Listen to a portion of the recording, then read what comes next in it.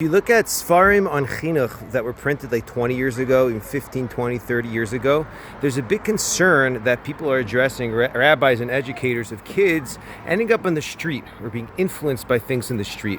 The truth is, in a natural, healthy, organic society, kids are afraid of the street. Kids do not want to go and meet strangers, learn from other people, or make friends with people that don't really align with what goes on in their own household. It's only unfortunately nowadays where we've completely outsourced our education, and most kids don't speak to their parents or definitely don't get coached along or inspired by their parents at all. It becomes really dangerous. It becomes a concern where these kids have no underlying value system or sense of belonging or safety that's supposed to naturally be derived from a home environment, right? Home is where the heart is.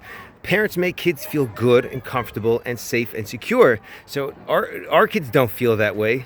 Our kids go to school, and for hours a day they're separated from their parents. They're definitely not getting coached along, and they've never been around their parents long enough to really absorb the values and sense the safety that their parents and their own household provides for them. And therefore, there is a danger of them going and finding things on the street that will really fill a void that they have right now, because they don't have a sense of belonging, because they don't really feel secure and safe and have some sort of established value system where they know what things are important to me, what things I yes do, and what things I don't do.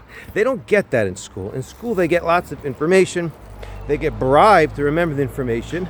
They have to take tests, and they get screamed at, and they get punished, and they have to raise their hand to go to the bathroom. But in terms of actual values, in terms of understanding what in life is important, what does Hashem say is important, what do I feel important, and what am I trying to feel that is important, where am I trying to go? So they don't have any of that. They don't have actually the things that make Judaism Jewish.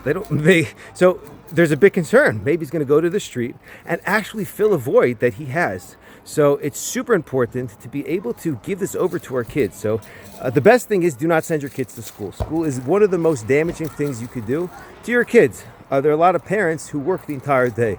Both spouses work, which is another disaster.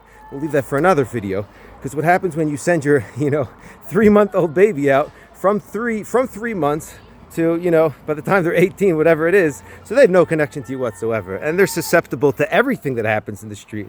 Any traumatic episode that happens to a kid who was sent out to a metapelet at such a young age is, he's done, man. He's finished. So that's already a problem. But the idea of being exposed to the street and exposed to certain things, and the kids are going to automatically be like, oh my, this is it. This is the emes, right? That's not what happens. It's not figuring out, oh, this emes beats the emes that I already have from my household. There is no emes from the household. They automatically latch on to anything that will give them this sense of safety. And for sure, if there's already pain involved, which there is right now, they're lacking values, they're lacking purpose, so they're already quenching pain for the most part.